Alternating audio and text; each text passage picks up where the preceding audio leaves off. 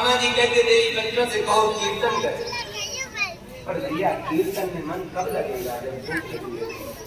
बच्चे रोते, माँ भूख लगी कुछ खाने को दे।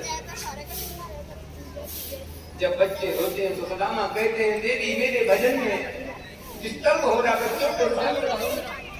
सुशीला झूठ मूठ को आका जलाने के लिए आग जला देती है, बटलोई जला देती है और कहती बच्चों चुप हो जाओ, खिचड़ी पक जाएगी तो सबको खाने को दूंगी। बच्चे भैया खिचड़ी के लोभ से बैठ के कीर्तन करते हैं और भैया कब नींद लग गई। जैसे प्रातः काल होता है, माँ भूख लगी है कुछ खाने को दे दो, भूख लगी कुछ खाने को दे दो। सुदामा जी आज फिर जाते हैं मांगने के लिए, फिर सुदामा को कुछ नहीं मिलता है। सुशीला कहती नाथ कुछ लाए हो, आज फिर नहीं मिला देगी। बच्चों का क्या होगा भैया सच बताऊं, अब बच्चे भूख में रोते रोते रोते एक बच्चा तो मूर्छित होकर के खम्भे से गिर। जैसे ही बच्चा गिरा है, सुशीला रोती रोती गोविंद के पास गई है और भगवान से कहती है हे मेरे मालिक, किसी को गरीबी न दे, हे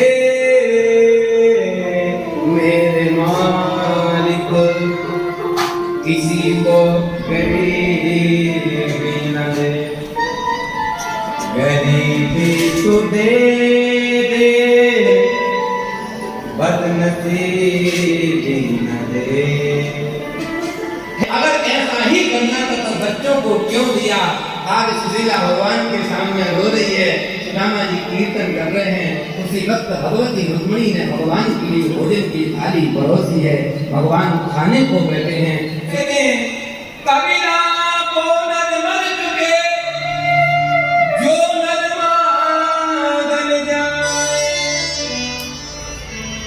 कबीरा को नर मर चुके, जो नर मांगने की आदत मेरी, आपकी नहीं मैं अपनी करा, मांगने की आदत मेरी। तुझसे शर्म करो तो काना किसके घर से जाऊं, तुझसे शर्म करूं तो काना किसके घर से जाऊं, तुझसे शर्म करूं तो काना किसके घर से जाऊं। अपने इस परिवार का खर्चा और कहां से लाऊं, अपने इस परिवार का खर्चा कहां से लाऊं। तुझसे मांगने में इज्जत, तुझसे मांगने में इज्जत जाते नहीं है, तुझसे मांगे में इज्जत जाते नहीं है। तेरे आगे लाज मुझे आती नहीं है, तेरे आगे लाज मुझे आती नहीं है। जैसा चाहे राधे वैसा समझना राधे, मुझको तो कहना राधे, इतना करना राधे। जैसा चाहो वैसा समझना, मुझको कहना इतना कहना। जैसा चाहो वैसा समझना, मुझको तो कहना इतना कहना। मांगने की आदत मेरी जाते नहीं, मांगने की आदत मेरी जाते नहीं। तेरे आगे लाज पर एक बहुत अच्छी बात कही कबीर जी ने, दूसरी बात को ध्यान से सुनना। उनसे पहले वो मरे जो होत करते हैं ना। ध्यान से सुनना, कौन मांगना पसंद करता है? किसी को पसंद नहीं है भीख मांगना। देखो भैया, नीति शास्त्र कहता है भिक्षुको नैव भिक्षुका। भिक्षुक भिक्षुक नहीं है, तो भिक्षुक कौन है? भिक्षुको नैव भिक्षुका, भिक्षुका एव शिक्षिका। भिक्षुक एक शिक्षक है, आपको सीख देने आया, मैंने नहीं दिया तो मैं आज भिखारी बना हूं, और तू नहीं देगा तो तू तैयार हो जा करके।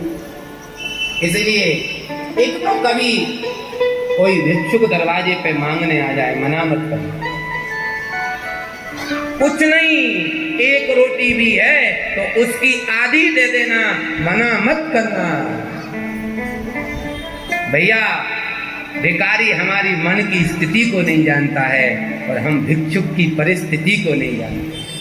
अगर हम भिक्षुक की परिस्थिति को जान जाएं तो हम मना नहीं कर पाएंगे, और भिक्षुक हमारे मन की परिस्थिति को जान जाए तो कभी मांगेगा। बस समझने का। एक तो दुनिया से मत मांगना, क्यों? दुनिया भिखारी है, कितना देगा? दिन भर में 100 कमाओगे तो 10 देगा, 1000 कमाएगा तो 100 देगा। भैया, दुनिया भिखारी है। 2 हाथ वाले से मांगोगे तो 2 हाथ वाला कितना देगा? मांगना है तो 1000 हाथ वाले से मांगो, इतना देगा, संभाल नहीं पाओगे। पर सुदामा जी जैसा व्यक्तित्व गोविंद से भी नहीं मांगता है, भगवान से भी नहीं। पूज्य राम सुखदास जी महाराज कहते थे, भैया भगवान से मत मांगो, भगवान को मांगो। हम लोग भगवान से मांगते हैं, भगवान को नहीं मांगते। और जिस दिन भगवान को मांगने लग जाओगे उस दिन कुछ मांगना बाकी रहे। जिसको भगवान मिल गए तो उसको क्या बाकी है?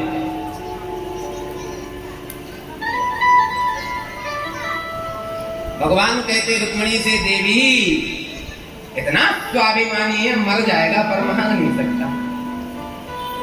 आप दे सकते हो ना, वो नहीं मांग सकता, पर आप तो स्वतंत्र हो देने में।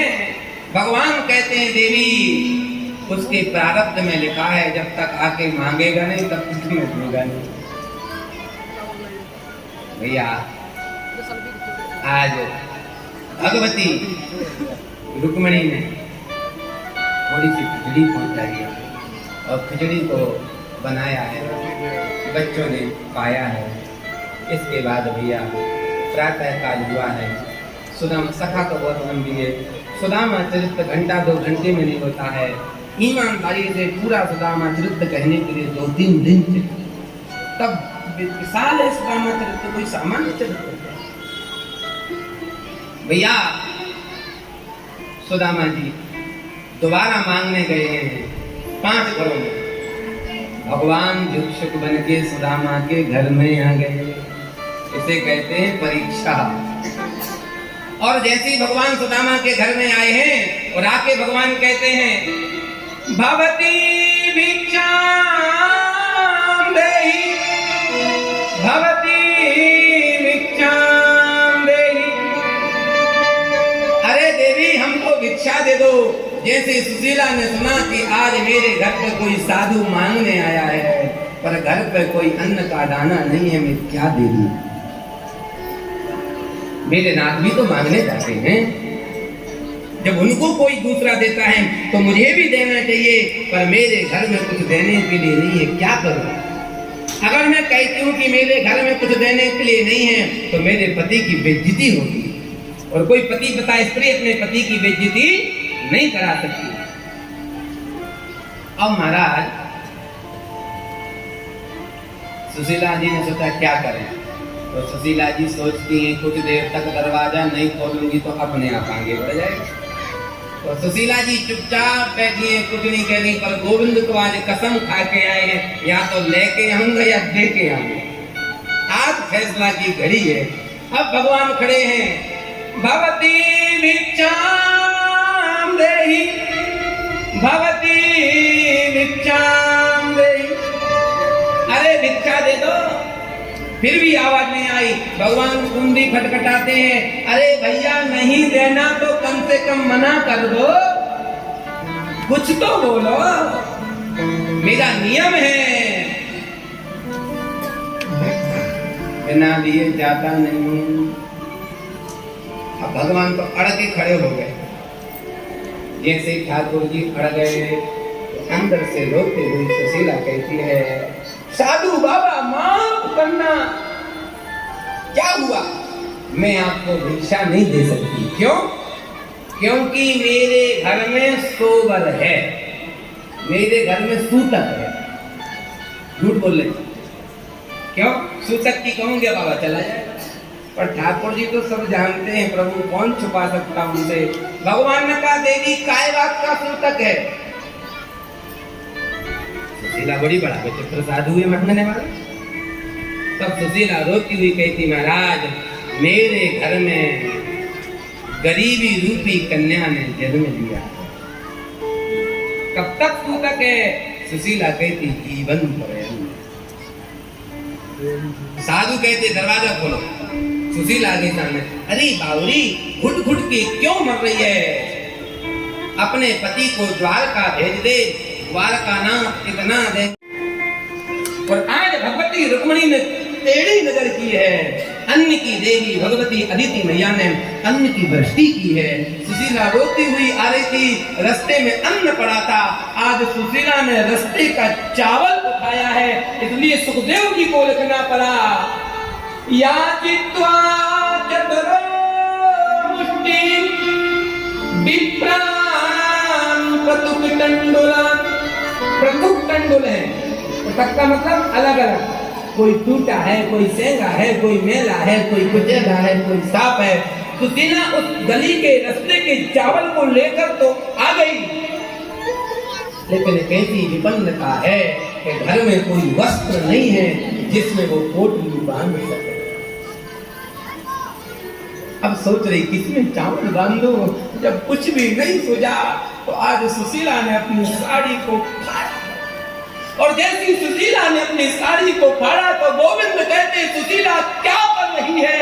मैं अपने भक्त के चीर को बढ़ाता हूँ, फाड़ता नहीं। और आज भैया सुशीला ने तर के ऊपर तर किया है। चावलों की पोटली बांधी है, सुदामा को दी है। सुदामा ने चावलों की पोटली कांख में दबाई है और द्वारका के लिए यात्रा कर रहे हैं। आइए हम भी द्वारका की यात्रा करते हैं। चले श्याम सुंदर गाते चले हरे कृष्ण राम।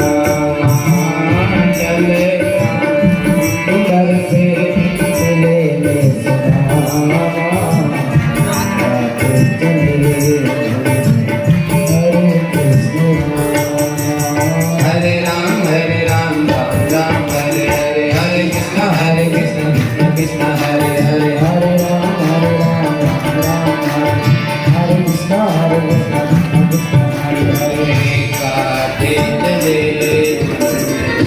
हरे कृष्ण गाते चले हरे कृष्ण। लोटा और डोरी कांधे लटकाए, लोटा और डोरी कांधे लटकाए। चावलों की पोटली बगल में दबाए, चावलों की पोटली बगल में दबाए। पहुँचे हैं जाके द्वारिका के धाम, पहुँचे हैं जाके श्री द्वारका के धाम।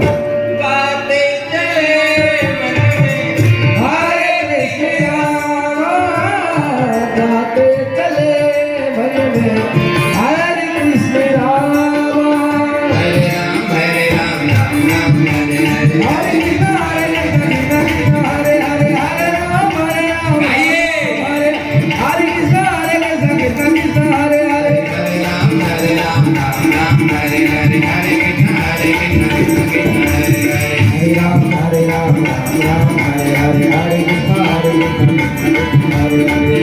गाते चले हरे कृष्ण। और पहुँचे हैं जाके श्री द्वारिका के धाम। यात्रा तो बहुत लंबी है, 6 महीने में पहुंचे तो नहीं।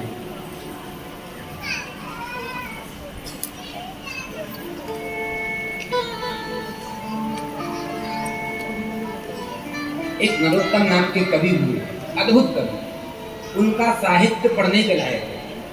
अगर सुदामा चरित्र कहना है, सुनना है, पढ़ना है तो एक बार नरोत्तम कवि को जरूर पढ़ो, अश्रु आ जाता है पढ़ते पढ़ते। बड़ा विचित्र तरीके से लिखा है उन्होंने सुदामा चरित्र। भैया अब सुदामा जी जा रहे हैं तो चलते चलते हो गए 3 महीने। रास्ते में एक राहगीर मिला। सुदामा जी ने उससे पूछा, भैया अभी द्वारका कितने दूर? उस राहगीर ने कहा, पंडित जी कहाँ से आ रहे हो? पोरबंदर से। कितना दिन हो गए? 3 महीने। तो राहगीर ने कहा, पंडित जी तुम्हारी चाल को, तुम्हारे शरीर को देख के लग रहा कि पोरबंदर से 3 महीने में आप यहाँ तक आ पाए, तो द्वारका जाने में अभी 6 महीने और लगेंगे। भाई सुदामा कहते हैं, दूर नगरी बड़ी दूर नगरी, दूर नगरी बड़ी दूर नगरी, दूर नगरी बड़ी दूर नगरी। कैसे आऊं रे कन्हाई, कैसे आऊं रे कन्हाई, तुम्हारी कार नगरी बड़ी दूर नगरी, दूर नगरी बड़ी दूर नगरी। कन्हाई कैसे आऊं रे कन्हाई, तुम्हारी कार नगरी बड़ी दूर नगरी। बहुत दूर। विश्वास होना चाहिए भगवान पे सुदामा के जैसा। सोई सुदामा बोले, देख लाला मेरी गर्ज थी तो चल के मैं यहाँ तक आया और यूं डंडा फेंक दिया। प्यारे आपको दिखाओ, बाके बिहारी